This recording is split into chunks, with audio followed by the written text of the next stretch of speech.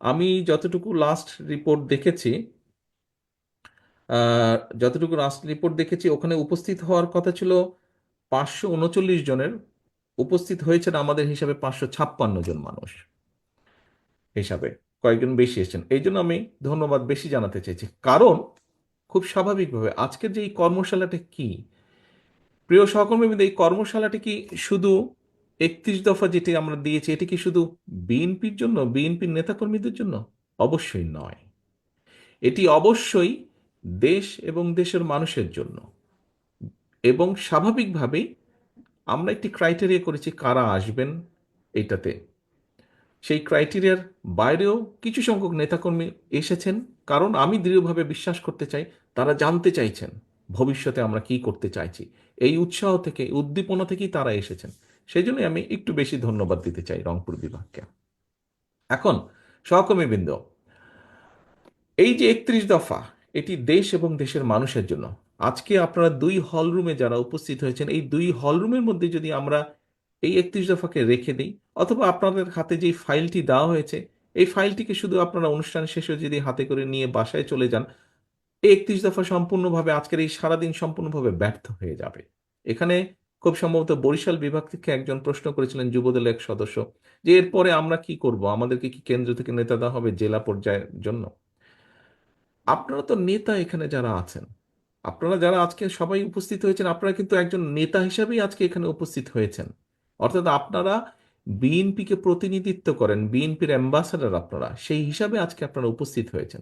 সহকর্মীবৃন্দ, বিভাগ থেকে আমরা ডেকেছি জেলার নেতৃবৃন্দকে। এখন আপনারা দয়া করে আপনাদের অধীনস্থ যতগুলো ইউনিট আছে সেখানে আপনাদেরকে এরকম ছোট ছোট ছোট ছোট কর্মশালা করতে হবে, করে নেতাকর্মীদেরকে এডুকেট করতে হবে। আপনারা যা জানলেন, আপনারা যা শিখলেন, আপনারা যা বুঝলেন, এই কথাগুলো তাদেরকে বলতে হবে, সো দ্যাট তারা এরপরে তার পাড়ায়, মহল্লায়, গ্রামে, ইউনিয়নে, সব জায়গায়, পৌরসভায়, সব জায়গায়, ওয়ার্ডে ওয়ার্ডে, সব জায়গায় তারা এই বিএনপির এই বক্তব্যগুলো দেশের মানুষের কাছে নিয়ে যাবে।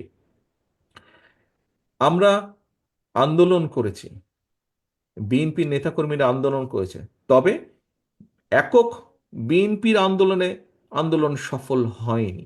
আন্দোলন সফল হয়েছে আরো অনেকগুলো রাজনৈতিক দল। আন্দোলন সফল হয়েছে সর্বোপরি, আমি মনে করি, বিশ্বাস করি, সমাজের সকল শ্রেণী পেশার মানুষ একত্রিত নেমে এসেছিল, একসাথে নেমে এসেছিল বলেই আমরা এই আন্দোলনকে সফল করেছি।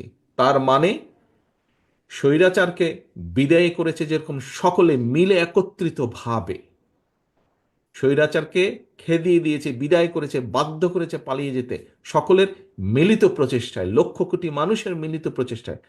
ঠিক সেইভাবে পরবর্তীতে দেশটিকে যদি গড়তে হয়, একক বিএনপি শুধু একা পারবে না দেশকে গড়তে। দেশকে গড়তে হলে, পুনর্গঠন করতে হলে আমাদের জাতিকে ঐক্যবদ্ধ করতে হবে। দলমত নির্বিশেষে মানুষকে ঐক্যবদ্ধ করতে হবে। যেভাবে আন্দোলনের সময় জুলাই আগস্ট মাসে যেভাবে দলমত নির্বিশেষে সবাই রাজপথে নেমে এসেছিলেন, ঠিক সেভাবেই আমাদেরকে দেশকে আবার পুনর্গঠন করতে হবে। প্রিয় সহকর্মীবৃন্দ, যদি আমাদেরকে সকলকে ঐক্যবদ্ধভাবে পুনর্গঠন করতে হয়, তাহলে এখানে সবচাইতে বড় ভূমিকা পালন করতে হবে আপনাদেরকে, অর্থাৎ বিএনপিকে পালন করতে হবে। কথায় কথায় অনেকেই বলে থাকেন, যারা বিএনপি করি আমরা তারা তো বলি, বিএনপি করেন না, সমর্থন করেন, অথবা কম বেশি নিউট্রাল লোক, সবাই একটি কথা বলে, সবাই একটি কথা বলেন যে দেশে এই মুহূর্তে রাজনৈতিক দল হিসেবে বিএনপি সবচেয়ে বড় দল। কাজেই বিএনপিরই সম্ভাবনা, মানুষের আস্থা, যেই আস্থাটা যে এনজয় করে মানুষ, বিএনপি এনজয় করে, সেটি সবচেয়ে বড় সম্ভাবনা বিএনপি। কাজেই প্রিয় সহকর্মীবৃন্দ, এই যে মানুষের আস্থা, বিএনপির সামনে যে সবচেয়ে বড় সম্ভাবনা, এটিকে সফল করা সম্ভব একমাত্র আমরা যদি দেশকে ঐক্যবদ্ধ করতে পারি, সকল মানুষকে ঐক্যবদ্ধ করতে পারি। হ্যাঁ, বিভিন্ন জনের বিভিন্ন মতামত থাকতেই পারে। আমাদের এই 31 দফার পেছনেও কিন্তু অ্যাড্রেস দেওয়া আছে যে 31 দফাই শেষ না, এটি কোনো ধর্মীয় গ্রন্থ না যে এটিকে কোনো পরিবর্তন করা যাবে না। অবশ্যই করা যাবে, অবশ্যই এখানে নতুন জিনিস ইনক্লুড করা যাবে। কোনো ব্যক্তি, কোনো সংগঠন, কোনো দল যদি ভালো কিছু প্রস্তাবনা দেয়, অবশ্যই সেটি আমরা গ্রহণ করব। কিন্তু আমাদেরকে ঐক্যবদ্ধভাবে করতে হবে। যেই কথাটি বলছিলাম, দেশকে যদি পুনর্গঠন করতে হয়, বিএনপি একা পারবে না। আমাদেরকে পারতে হলে সবাইকে সাথে নিয়ে করতে হবে। সেজন্যই কিন্তু আমরা জাতীয় সরকারের কথা বলেছি। আমরা আন্দোলনরত যেই দলগুলো ছিলাম, একসাথে আমরা আন্দোলন করেছি। আমরা চাই সকল দলকে নিয়ে এমন একটি সরকার গঠন করতে যেখানে সব মানুষ তাদের মতামত রাখতে পারবেন এবং সকলে মিলে কাজ করতে পারবেন। আমরা কিন্তু সেজন্যই বলেছি, এই যে 31 দফার মধ্যে আছে উচ্চ কক্ষ, উচ্চ কক্ষের যেই কথাটি আমরা বলেছি, সহকর্মীবৃন্দ, এখানে অনেক মানুষ আছেন সমাজের মধ্যে যারা সরাসরি, আপনি আমি যেরকম আমরা সরাসরি রাজনীতি করছি, মিছিল করছি, মিটিং করছি, অনেক ব্যক্তি আছেন যারা সরাসরি হয়তো রাজনীতিতে জড়িত নন, হয়তো জড়িত হতে চান না, কিন্তু দেশের জন্য তারা কাজ করতে চান, তাদের বক্তব্য রাখতে চান, মতামত রাখতে চান, তারা দেশ পুনর্গঠনে তারা ভূমিকা রাখতে চান। এর মধ্যে হতে পারে সাংবাদিক, এর মধ্যে হতে পারে চিকিৎসক, এর মধ্যে হতে পারে আইনজ্ঞ, এর মধ্যে হতে পারেন সাহিত্যিক, এর মধ্যে হতে পারেন কবি, এর মধ্যে হতে পারেন ব্যবসায়ী, বিভিন্ন শ্রেণী পেশার মানুষ আছে। সেই জন্যই আমরা উচ্চকক্ষ বলেছি, যাতে এইরকম যারা আছেন তাদেরকে আমরা ওই উচ্চকক্ষে স্থান দিতে পারি, তাদের মতামত নিতে পারি, জানতে পারি, তারা ভূমিকা রাখতে পারেন। অর্থাৎ লক্ষ্য এবং উদ্দেশ্য, স্বৈরাচার যেরকম, পলাতক স্বৈরাচার যেরকম ক্ষমতায় টিকে থাকার জন্য সব জায়গায় বিভেদ তৈরি করেছিল, সব জায়গায় বিভেদ তৈরি করে সমাজের ব্যালেন্স, দেশের ব্যালেন্সটাকে নষ্ট করে দিয়েছিল। আমরা চাইছি দেশকে পুনর্গঠন করতে এবং স্বাভাবিকভাবে, দেখুন, ছোট্ট একটি এক্সাম্পল দিই। একটি 10 তলা বিল্ডিং তৈরি করতে কিন্তু অনেক শ্রমিকের অনেক পরিশ্রম লাগে, কিন্তু 10 তলা বিল্ডিংটাকে ভেঙে ধুলোর সাথে গড়িয়ে দিতে একজন মানুষের মাত্র প্রয়োজন হয়, তাই নয় কি? খুব স্বাভাবিকভাবে যে কোনো জিনিস ভেঙে দিতে একজন মানুষের প্রয়োজন হয়, কিন্তু গড়ে তুলতে কিন্তু বহু মানুষের পরিশ্রম লাগে। কাজেই প্রিয় সহকর্মীবৃন্দ, আমরা যত যাই বলি না কেন, 31 দফার আলোকে অবশ্যই আমরা দেশকে পুনর্গঠন করতে চাই, কিন্তু এই দেশকে পুনর্গঠন করতে হলে সকলকে ঐক্যবদ্ধ করতে হবে। যেই কথাটি বলছিলাম যে মানুষের আস্থা আছে বিএনপির প্রতি, কিন্তু এই আস্থাকে তো ধরে রাখতে হবে। এই আস্থাকে কে ধরে রাখবে? এই আস্থাকে আমি একা পারবো না। বরিশাল বিভাগের মঞ্চে সেলিমা আপা বসে আছেন, সেলিমা আপা একাও পারবেন না, আমি সেলিমা আপা মিলেও পারবো না। আরো স্থায়ী কমিটির সদস্য আছেন, আমাদের কেন্দ্রীয় কমিটি আছে, আমরা সকলে মিলে পারবো না। কিন্তু পারবো কখন? যখন এখানে উপস্থিত আপনারা দুই বিভাগে যারা আছেন, আপনারা যখন আপনাদের অবস্থান থেকে চেষ্টা করবেন, আপনারা যখন সকলকে ঐক্যবদ্ধ করবেন, অর্থাৎ আমরা সকলে মিলে দেশকে পুনর্গঠন করতে পারবো। এবং ওই যে আস্থা, এই আস্থাকে যদি ধরে রাখতে হয়, আমাদের প্রত্যেককে প্রত্যেকের অবস্থান থেকে ভূমিকা রাখতে হবে। ঠাকুরগাঁয়ের মাসুদ একটি কথা বলেছিল, যে ফটোকপি যে প্রেসক্রিপশন করে, দেখুন, অথবা আপনারা আহ, আহ, নিজেরা যাবেন, কেন্দ্র থেকে দেখভাল করা হবে কিনা, মনিটর করা হবে কিনা। কেন মনিটর করব কেন্দ্র থেকে? হ্যাঁ, হয়তো একটি স্বাভাবিক নিয়ম করব, কিন্তু আপনি তো আমার দলের নেতা, আপনার প্রতি তো আমার সেই আস্থা, সেই বিশ্বাস থাকতে হবে আমার। তা না হলে আপনাকে কেমন করে আমি দায়িত্ব দিব? এবং আমি যেরকম আপনার উপর আস্থা বা বিশ্বাস রাখতে চাই, আপনার মধ্যেও সেই উপলব্ধি থাকতে হবে। আপনার মধ্যে সেই উপলব্ধি থাকতে হবে যে কেন্দ্র আমাকে একটি দায়িত্ব দিয়েছে, এই হচ্ছে আমার দায়িত্ব, আমাকে আমার দায়িত্ব পালন করতে হবে। সেটি দলের কথা জনগণের মাঝে পৌঁছে দেওয়া, দলের নির্দেশনা অনুযায়ী বিহেভ করা, জনগণ যেটা প্রত্যাশা করছে, জনগণ আমার কাছে যেটা চাইছে সেরকম রেসপন্সিবল বিহেভ করা, অ্যাট দ্য সেম টাইম জনগণের আশা বা আস্থা ধরে রাখা। প্রিয় সহকর্মীবৃন্দ, আমি বা কয়েকজন সিনিয়র নেতা মিলে শুধু আস্থা ধরে রাখতে পারবো না জনগণের। জনগণের আস্থা যে বিএনপির প্রতি, জনগণের বিশ্বাস যে বিএনপির প্রতি, জনগণের ভালোবাসা যে বিএনপির প্রতি, এটি যদি ধরে রাখতে হয়, আমাদের সকলকে মিলে চেষ্টা করতে হবে। দুই হলরুমে আপনারা যে সকল নেতৃবৃন্দ আছেন, সেটি বিএনপি হোক, সেটি ছাত্র দল, যুব দল, স্বেচ্ছাসেবক, তাঁতি দল, শ্রমিক দল, মহিলা দল, আইনজীবী ফোরাম, যেই হোক না কেন, অর্থাৎ দিন শেষে কিন্তু আপনার পরিচয় আপনি বিএনপির নেতা একজন। আপনি যখন এলাকায় বের হন, আপনাকে কি কেউ যুবদল, ছাত্রদল, আইনজীবী ফোরামের নেতা হিসেবে চিনে? নো, আপনাকে চেনে বিএনপি হিসাবে। সিম্পল কথা, আপনাকে চেনে বিএনপি হিসাবে। এবং সেই হিসাবেই আপনি সমাজে শ্রদ্ধা পান, সম্মান পান, সালাম পান। কাজে এই যে সালামটা পান সহকর্মীবৃন্দ, এটি দলের জন্য পান। কাজেই এই আস্থা ধরে রাখতে হবে, মানুষের এই সম্মানটা ধরে রাখতে হবে, এইটার জন্য কষ্ট করতে হবে। আমরা অনেক কথা বলেছি, সারাদিন অনেক কথাবার্তা হয়েছে, আপনি বলেছেন, আমি বলেছি, আমরা সকলে মিলে আলোচনা করেছি। এখন হচ্ছে কাজের পালা। কাজ কি? কাজটি হচ্ছে 31 দফার মেসেজগুলো সব পৌঁছে দেওয়া জনগণের কাছে। কাজ হচ্ছে জনগণকে ঐক্যবদ্ধ রাখা। কাজ হচ্ছে জনগণের আস্থাকে ধরে রাখা, এবং আস্থাকে ধরে রাখার প্রথম শর্ত হচ্ছে জনগণের প্রত্যাশা বিএনপির কাছে যে বিএনপির নেতাকর্মীরা এইভাবে কথা বলবে, এইভাবে চলবে, এই কাজগুলো করা থেকে বিরত থাকবে।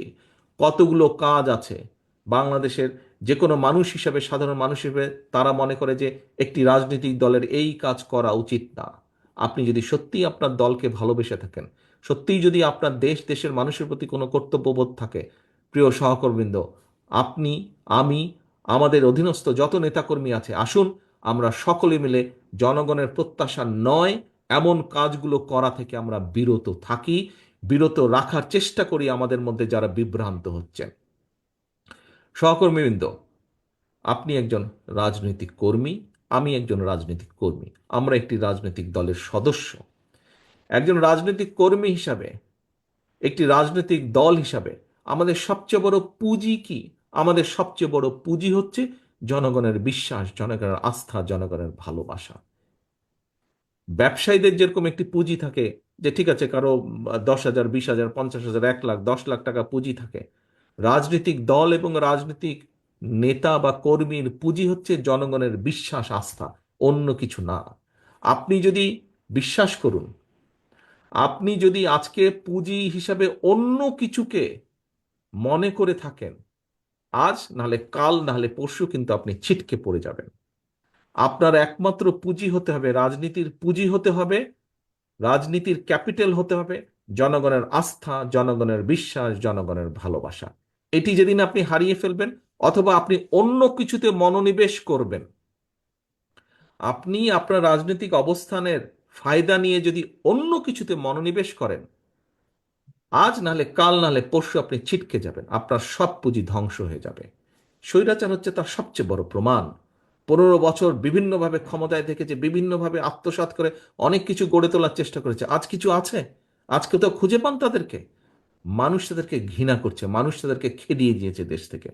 সহকর্মীবৃন্দ, দয়া করে প্রত্যেকে এই উদাহরণটি মনে রাখবেন।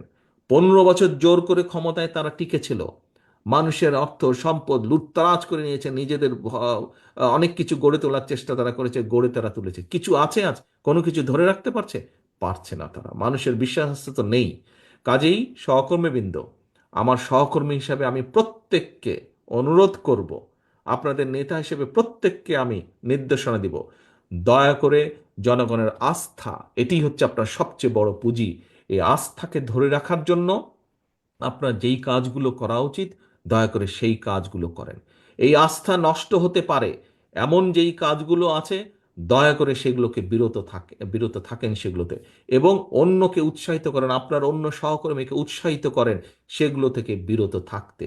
কারণ আমাদের সবচেয়ে বড়, আমরা তো বলেই থাকি শহীদ জিয়ার যেই কথাটি, আমরা তো বক্তৃতা বিবৃতিতে বলেই থাকি যে আমাদের সকল ক্ষমতার উৎস জনগণ, বলি না আমরা? আপনারাও বলেন, প্রত্যেকটা মানুষ এখানে বক্তৃতা বিবৃতিতে বলেছেন বিএনপির সকল ক্ষমতার উৎস হচ্ছে, রাজনৈতিক ক্ষমতার উৎস হচ্ছে জনগণ। কাজে এটি জনগণের বিশ্বাস এবং আস্থাই হচ্ছে আমাদের বড় পুঁজি।